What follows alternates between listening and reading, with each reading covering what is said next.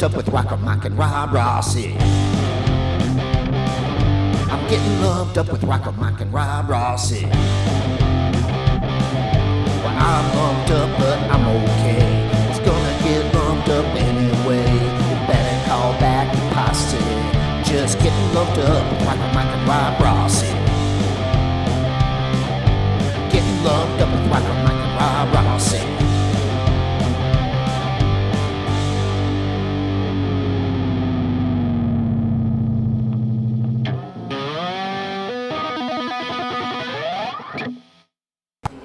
Welcome everybody to the RockerMike and Rob Present Show. We're here today with filmmaker Danny Garcia, film producer Mike Schnapp. I'm thinking about booze, that's why Schnapp. It's a good thing to think about. Yes. And we're here at the premiere for the film Nightclubbing, the birth of punk in New York. And Danny, you know, you've been doing this music stuff, these music documentaries now for a while.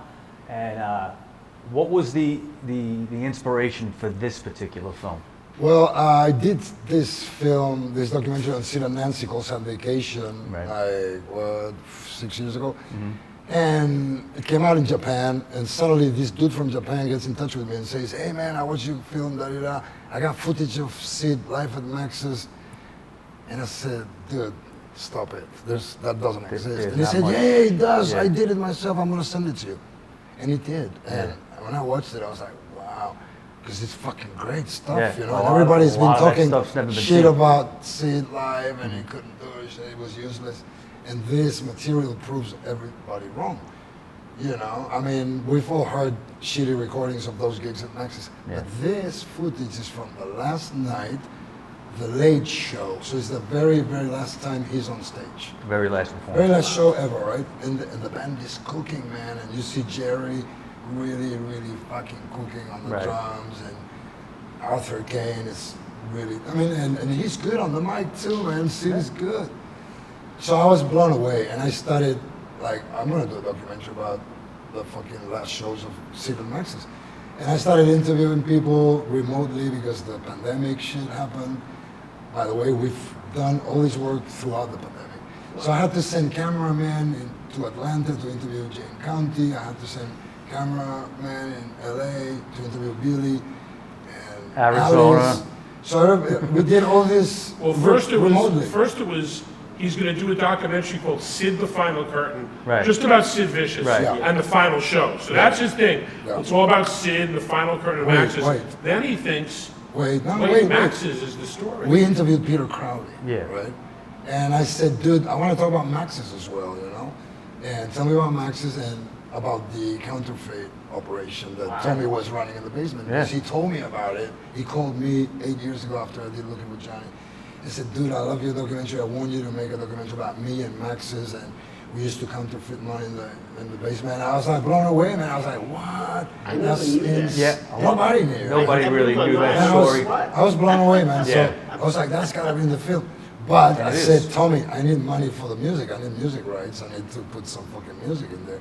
Oh, and then he was like, oh, sorry, because he was broke, you know. Yeah. He died shortly after. And then when I started interviewing people for the Sid thing, when they spoke about Sid and those shows, it was fucking lame, you know. The interviews were like, I'm like, oh my God. But when they spoke about Max's, their eyes lit up and they started spewing all these stories and all this madness. And I was like, man, we have to do a documentary on Max's. Right.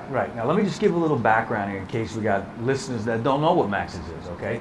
Right. Max's Kansas City was a club in New York City on Park Avenue South, about 18th Street near Union Square.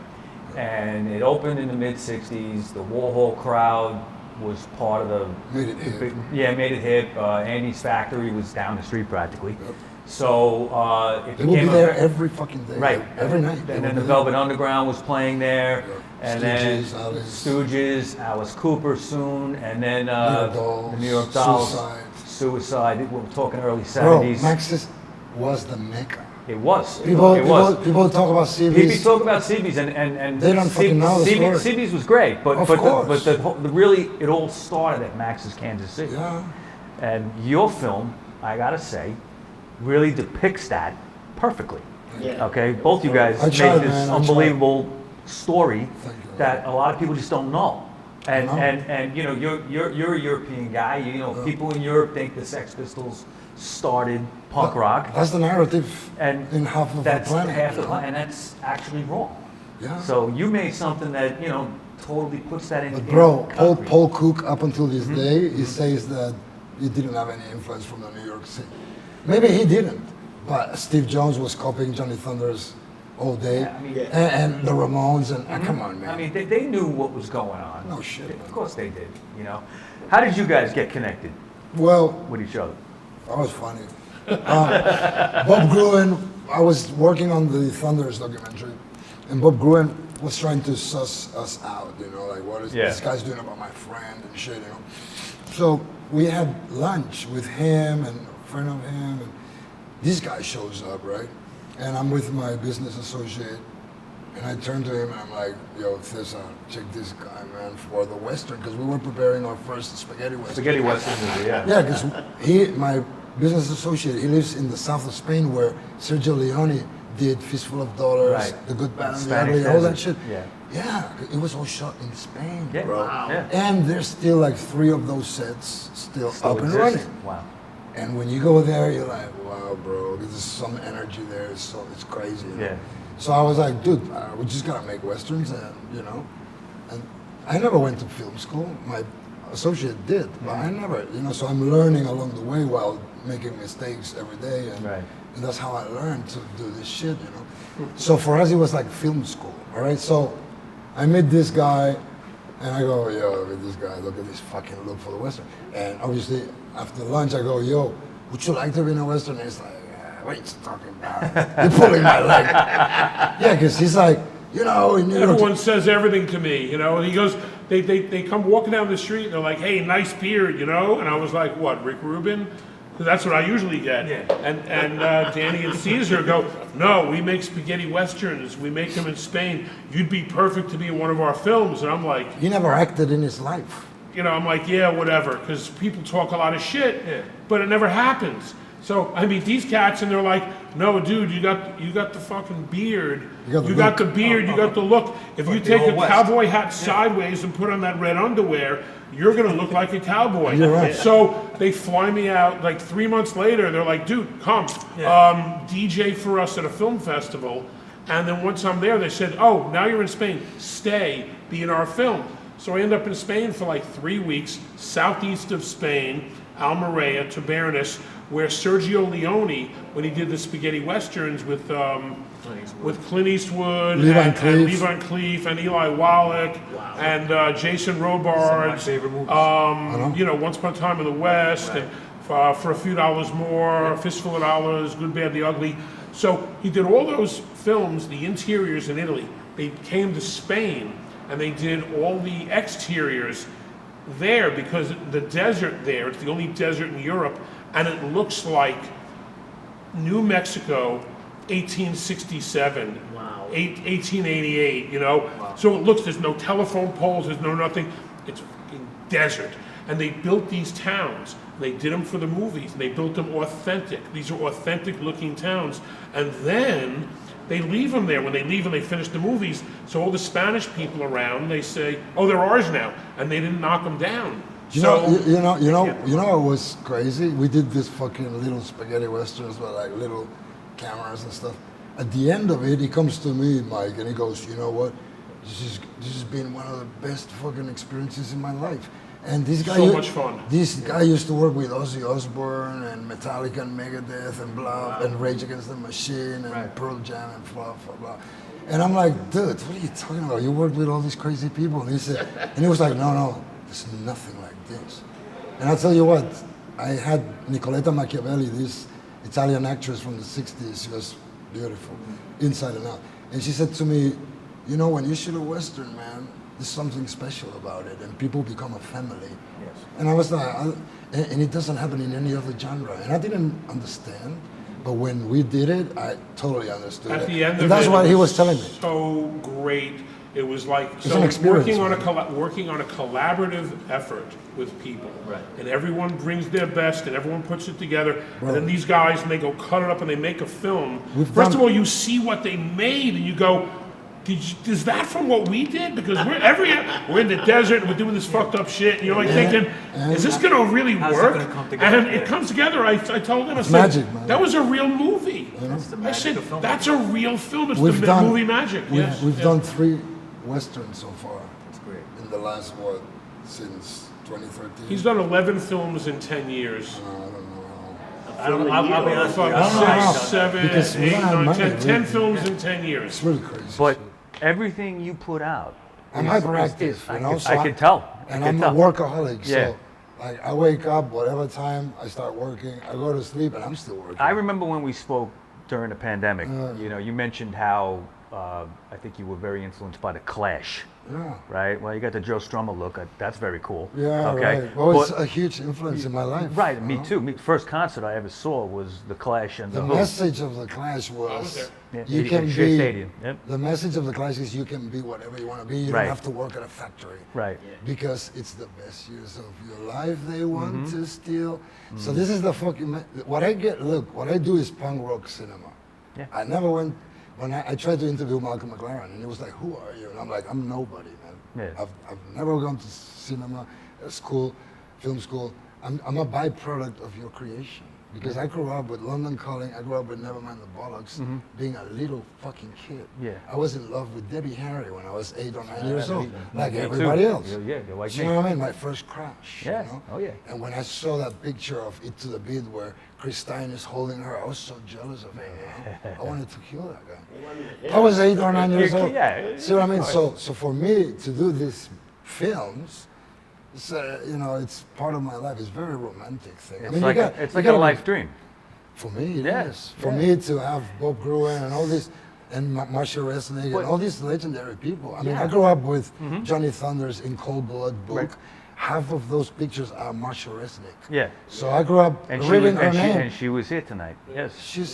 She helped us big time, man. She's giving us pictures. She's always helping. That's so it's great. thanks to people like Bob Gruen and Marcia and Alan Tannenbaum who always give us a break. And in with this the film, prize. how did you get some of this Max's Billy footage? Idol was to me. I was like, whoa. Well, Billy Idol, that was a good. But I mean, how did you get the Max's footage? I mean, you know, just pursuing and pestering people. Yeah, I and mean, beg, some of that borrow, stuff I've never seen, and beg, borrow, I and grew up on steal, this stuff. Man. That's how we do this Danny thing. finds these people from God knows where and when. He just seems to have a good radar to find out who these people are. And then it's just being a good guy Being and having his persistent, passion. being persistent. And being psyched about, so you talk to somebody, they might not have somebody, but they know somebody who has something, or they know somebody. So That's he the- does, it's like being a detective. He's like, Danny Garcia, punk rock detective. He will find the footage that you've never seen. And Bob Gruen was telling about, he goes, it's great because you take all this stuff, and he's talking about the footage, you take a little bit from here, a little bit from here, a little bit from here, you put it together like a jigsaw puzzle, and then it comes out as a full work. That's But what it's it all is. pieces, it's all finding pieces. You talked about Billy Idol. So Danny makes me producer of this film, and so he has what he has from his other films, and he took some old footage, and then I said, well, I've been in the music business, and I know a bunch of people, and let me reach out. And I got, you know, I asked Harley Flanagan, Stimulators and Cro-Mags, you know, you want to tell us some stories, and Mickey Lee, and Nick Martin and Denise from the Stimulators, who, you know, were fans of Danny's Brian Jones film, and Dr. No and HR from the Bad Brains, and JJ First with his sister, I was and shocked then to see them in the movie. I reached out to some friends of Billy Idol. We emailed back and forth about reggae. He got Alice Cooper too, man. About reggae. How about crazy Alice is that? Cooper was one of my all-time favorites. so about reggae, I emailed back and forth with Billy Idol about reggae records. He loves reggae. He's a So big reggae fan. and I go shopping and I find a reggae record. I go, oh, he'll like this. So I put it aside. And so I was telling him, hey, I'm doing this documentary on Max's Kansas City. And he says, oh, I played there the last night. And I'm like, do tell. And he emailed me the story. I said, would you like to be on film and tell us your story and share the experience? And then him and his managers made it possible that we were able to get an interview with him. And then once He's really nice, you know, Billy. Yeah, Sorry. he's always been a down to lovely earth. no, individual. but he's a real fan. So he's like Danny. Exactly. He's a real fan. When he started off, he was part of the Bromley contingent. He was the fans that followed the Sex Pistols. So he loved it so much. he became it. Yeah. And he loves it. He loves it. He's a big fan. So it was great to have somebody who's as big of a fan, if not a bigger fan than us, for what we grew up, what we like. He was what he grew up, he likes, and he became it. And so he's so generous to share himself, to share his story with us and with everyone who sees the film.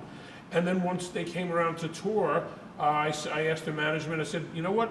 Steve Stevens is around, would you mind? I know Steve grew up in New York area, so Billy grows up in England, knows about Max's the way he does. Right. Steve Stevens grows up in New York, he's a musician, knows about Max's, so they have two different stories, and then they share the story about, this is the first time that Billy Idol ever played in New York, ever played in America. Nobody knew who he was. That's history, this is 1981. 81, yeah. And nobody had seen them live on stage. They were in a rehearsal studio. Steve Stevens, Billy Idol. I think I spit there right That's all right, brother. So, you know, Max's... First time, and Max's was able to, you know, be the place where Billy goes, I grew up, I love this place, my favorite record, Velvet Underground. All of a sudden, I go see Patti Smith there in '78. He was invested, you know. He loved it. He wanted to be in the film because out of his love for Max's it was and the whole New York thing. thing. His past. Exactly. Part of his And life. if you watch the film, you see him excited, He's very talking excited. about something that he grew up in, that he was able to, he goes, I got to be part of Max's history after being a fan of Max's. And it was so nice for them to share it. Another guy, if I could just interrupt you for a second, another Good guy stuff. in the film that I was really pleased to see because he really doesn't get enough attention is Sonny Vincent. Oh, yeah. Okay, Sonny Vincent, Sonny's a Lovely friend guy. of our show. He's been on our He's show a couple of lovely, times. lovely guy, underrated. Underrated. The been around Testers. forever. The I mean, Testers, that even before tune, the Testers, that he was- tune he gave us for the film. Yeah, great Oh, song. fantastic. Amazing. Great. It's Yeah. amazing. I wasn't that familiar with the Tester stuff, so Danny turns me on to that, and I'm like, Big And part of this the guy Max's is amazing. And he turned me on to Shrapnel. Shrapnel, yeah. And I fucking love He those never heard of guys. Shrapnel. I was like, I'm wow, friends with Phil that's and my Daniel. shit, man. I go, hey, check this stuff out. Yeah. Well, I interviewed Phil because I know Phil's in Shrapnel. They played Yeah. I love that there. shit, man. So, and I said, oh, but check his music out. And he doesn't really know who Shrapnel is or Phil is. Phil Caivano is in Shrapnel and Blitzbeer and Monster Magnet now. Yep. And then I send Danny the music, and he gets back to me and goes, oh, man, dude, this is fucking great. Best shit, man. That's my shit, you know? That sort of sound. And then we're talking about Alice Cooper. Once again, I'm at Epic Records 33 years ago. And at the label, Epic Records, they put out the Trash record, which had a bunch of hit singles. So I got to work with Alice and Alice's management and Shep and Toby. And so we're doing this, and I know, well, Alice is a crucial part of Max's. Of course. Let me reach out. And by the graces of them being generous, they said, yeah, let's set it up. And we set up an interview. And then Alice's interview was just wonderful because he's such a storyteller. He's such a pro. He's great in documentary. He's great on so many levels. And he really brought this film up notches because, you know, him telling about sitting with John Lennon, him talking about sitting with George Harrison. I'm like, oh, get the fuck out of here. That was great. I mean, priceless. some legendary stuff. And so I felt good, like Yeah. you know, I talk a little bit too much, yeah. No. But Danny allowed me to be a producer on this film, and I feel like Dude, I was able to bring like I stuff was in telling there. you But before. also I learned how Danny makes films, how he puts it together, how when somebody says no, he goes, yeah, whatever, and I'm gonna make it anyway. does it anyway, And he makes yeah. it, and while people sit around for 5, 10, 20, 30, 40 years, and they say, I'm gonna do this and I'm gonna do that, Danny makes shit happen. I have a lot of friends who say, this guy is crazy. so prolific because he makes it happen. He has an idea, and he makes it happen. Most people talk about making it happen, and it's just going to fly. That's what I don't like about the film industry. It's full of people. There's a lot of pretentious shit. Yeah. I'm not Hollywood. I don't have You're an anything to outsider do. with that, I'm a yeah. maverick, and there's a lot of people that just talk about projects they're gonna do one day, and 5 years later they're still talking. Talking a lot of shit. And you know, I don't do that. I want to Yeah. ask one question. Who did the animation? That was fantastic. This That dude in was- Brazil, man. When I was living in Brazil, Yeah. I connected with this dude. That was great. He's fucking awesome, man. And he loves Is he punk rock as story? well. Yeah, it's funny shit, man. Yeah. I never knew that either, that whole DD story about the knife. And then Well, almost coming. I was good friends with Rick Rivets. I don't know. Oh, You, yeah, you sure, knew Rick, sure. yeah. Yeah, Okay, I was those. very good friends with him. He had some great Max's stories. Yeah. Oh, sure. One I'm going to share with you. I don't know if you know, but Alice named his band the Brats. He gave them the name. Oh, wow, Okay. I didn't know that. Oh, yeah. The Brats had formed. Rick had started the Brats after he left the Dolls, because he started the Dolls. Things didn't work out. He left.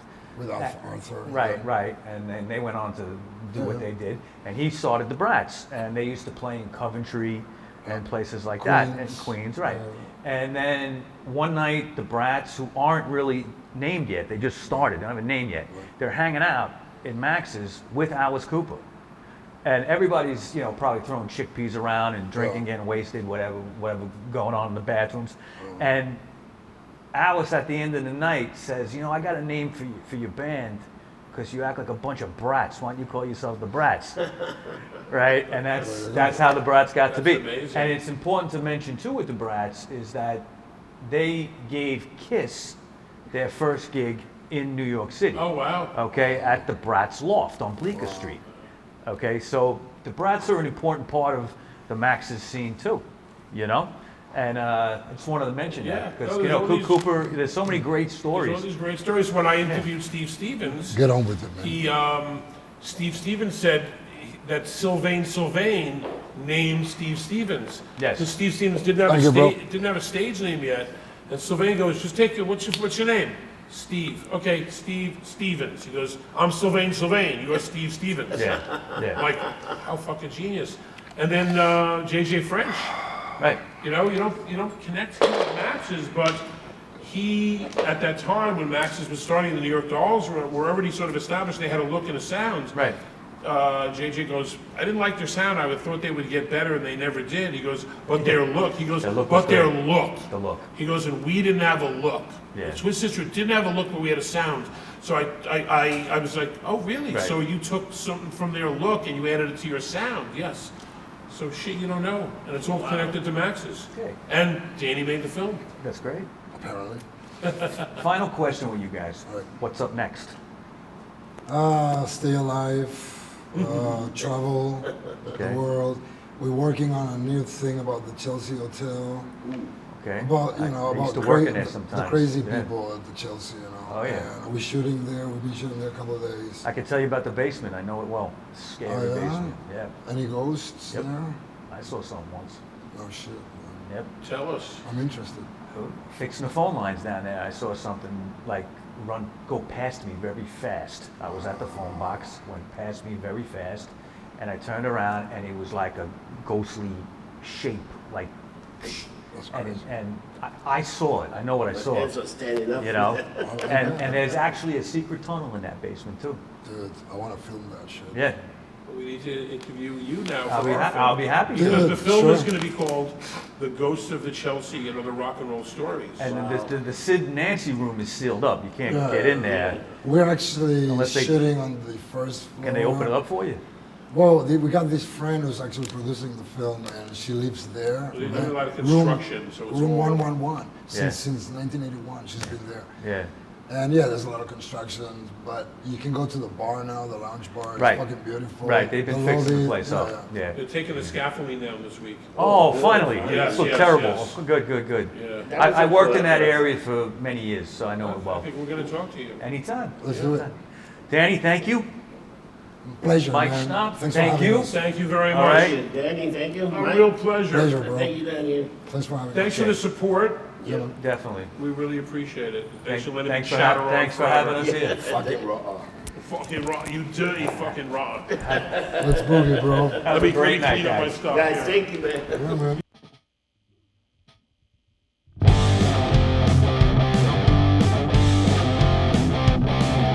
I'm getting lumped up with RockerMike and Rossi.